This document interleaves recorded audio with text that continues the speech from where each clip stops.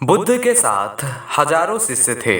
जब उनका कोई भी शिष्य बुद्धत्व को प्राप्त हो जाता, तब बुद्ध उसे किसी एक दिशा में भेजकर वहां के लोगों को जागरूक करने व ज्ञान की बातें बताने की आज्ञा देते।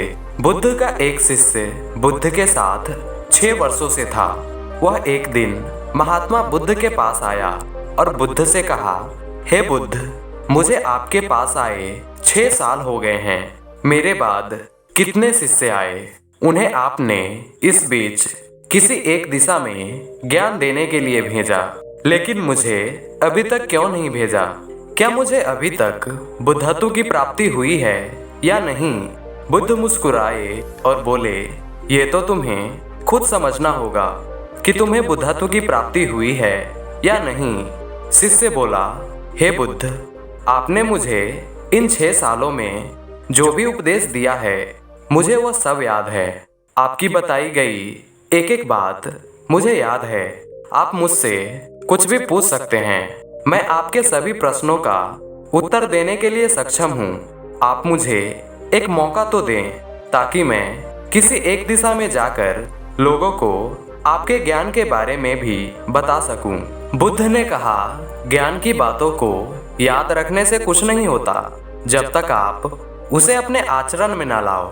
जब तक आप किसी भी चीज को अपने आचरण में नहीं लाएंगे, तब तक आप दूसरों को यह नहीं कह सकते हैं कि वह उसे अपने आचरण में लेकर आए। शिष्य ने कहा, जो भी हो, कृपया आप मुझे एक मौका दें। आप मुझ पर भरोसा रखें। मैं सभी को अपने ज्ञान से प्रभावित कर सकता हूँ। मैं लोगों को ऐसी बातें बता सकता हूँ जिससे उसके जीवन में शांति आएंगी और वह शांतिपूर्वक अपना जीवन जी सकेंगे। बुद्ध ने कहा, अभी तुम तैयार नहीं हुए हो। जब तुम तैयार हो जाओगे, मैं तुम्हें खुद उस रास्ते पर जाने के लिए कहूँगा। शिष्य ने कहा, क्यों बुद्ध, आपने मुझे इन 6 सालों में इतना भी ज्ञान नहीं दिया कि जिससे मैं लोगों को प्रभावित कर सकूं। बुद्ध ने कहा, ठीक है, तुम पूर्व दिशा की तरफ जाओ। वहां तुम्हें एक गांव मिलेगा। उस गांव से तुम भिक्षा मांग कर लाओ और वहां के लोगों को अपने ज्ञान से मदद करना। कल सुबह तुम वहां अकेले जाना और शाम को आकर मुझे बताना कि तुमने कैसे वहां के लोगों की मदद की। वह शिष्य यह सुन बेहद खुश हो गया। वह बुद्ध का आशीर्वाद लेकर वहां से चला गया। वह रात भर ज्ञान समेटता रहा। वह मन ही मन यह सोच रहा था कि मैं कल वहां पर ज्ञान का ऐसा छाप छोड़ूंगा कि वहां के लोगों के साथ साथ बुद्ध भी मुझसे प्रभावित हो जाएंगे। सुबह उठकर वह बुद्ध को प्रणाम करने गया और उन्हें प्रणाम कर वह पूर्व दिशा की ओर निकल गया।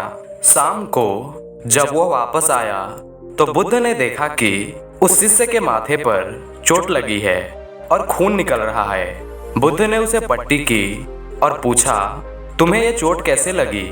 शिष्य ने कहा कि बुद्ध, वहाँ के लोग बेहद ही दुष्ट हैं। उन्हें जरा भी बुद्धि नहीं है। मैं उस गांव में भिक्षा लेने गया, पर किसी ने मुझे भिक्षा नहीं दी। सब मुझे गालियां दे रहे थे। एक व्यक्ति ने मुझे भिक्षा तो दी, लेकिन नीचे फेंक कर और कहा, इसे उठा लो। मैंने उन्हें काफी समझाया, लेकिन वह मेरी बात सुनने को तैयार ही नहीं थे। उल्टा उन्होंने मेरे साथ हाथापाई की, जिससे मुझे चोट लग गई। हे बुद्ध, आप मुझे दूसरे जगह भेजे जहाँ के लोगों में बुद्धि हो। इस तरह से ना हो। बुद्ध शिष्य की बात सुनकर मुस्कुराए और बोले कि अगर तुम्हें दूसरे गांव में भी ऐसे ही लोग मिले, तब तुम क्या करोगे? शिष्य ने कहा, हे बुद्ध, ऐसे लोगों को कोई ज्ञान नहीं दे सकता। वह लोग अज्ञानी हैं, उन्हें कौन समझाएगा? बुद्ध ने कहा, वह लोग अज्ञानी नहीं हैं, बल्कि ज्ञानी ही हैं। उनके पास बहुत बुद्धि है, परंतु उसके पास खुद का ज्ञान है। अगर तुम किसी दूसरे के ज्ञान को चोट पहुंचाओगे तो वह कुछ तो कहेंगे ही ना। तुम्हें ऐसे लोग हर जगह मिलेंगे, तब तुम अपना ज्ञान उन्हें कैसे दोगे? बुद्ध ने शिष्य को कहा कि आज तुम आराम करो, कल शाम को मेरे पास आना। शिष्य बुद्ध को प्रणाम करके चला गया। अगले शाम जब वो वापस बुद्ध के पास आया तो उसने देखा कि एक और शिष्य बुद्ध के सामने उपस्थित है। उसके हाथ में चोट लगी हुई थी। बुद्ध ने उस शिष्य के हाथ पर चोट देख उस पर पट्टी की और उस शिष्य से पूछा कि तुम्हें यह चोट कैसे लगी। शिष्य ने कहा, हे बुद्ध, आपने मुझे पूर्व के गांव में जाने के लिए कहा था, वहीं मुझे ये चोट लगी है। बुद्ध ने कहा, वहां तुम्हारे साथ क्या क्या हुआ, तुम मुझे बताओ। शिष्य ने कहा, हे बुद्ध, वहां पर मैंने सबसे भिक्षा मांगी, लेकिन किसी ने भी मुझे भिक्षा नहीं दी। एक व्यक्ति जिसने भिक्षा तो दी, लेकिन उसने भी वह मुझे जमीन पर फेंक कर दी और कहा, उसे उठा लो। मैंने चुपचाप उसे उठाकर अपने पात्र में रख दिया और उसे कल्याण का आशीर्वाद दिया। तब उस व्यक्ति ने मुझसे कहा कि आप बड़े ही अजीब व्यक्ति हैं, मैं आपका अपमान कर रहा हूँ और आप मुझे आशीर्वाद दे रहे हैं। मैंने उनसे कहा कि आप दानी हैं, आपने मुझे दान दिया है, इसलिए मैं आपको आशीर्वाद दे रहा हूँ। फिर वहाँ से मैं आगे गया तो कुछ लोगों ने मुझे वहाँ से जाने के लिए कहा। उन्होंने मुझे कुछ अपशब्द भी कहे और मुझ पर पत्थर फेंके, जिससे मुझे चोट लग गई। जब मैं वापस आ रहा था तब मैंने एक माँ को रोते देखा। वह अपने बच्चे को लेकर चिंतित थी। मैं तुरंत जंगल जाकर उसके लिए जड़ी बूटी ले आया, लेकिन वहाँ के लोग मुझे उसे जड़ी बूटी देने नहीं दे रहे थे। फिर मैंने उनसे विनती की वह मुझे उस बच्चे का इलाज करने दे। उसके बाद वह जैसा कहेंगे मैं ठीक वैसा ही करूँगा। फिर जिस व्यक्ति ने मुझे भिक्षा दी थी उसने गांव वालों को समझाया। तब उन्होंने मुझे उस बच्चे को जड़ी बूटी लगाने दी। उसके बाद वह बच्चा ठीक हो गया।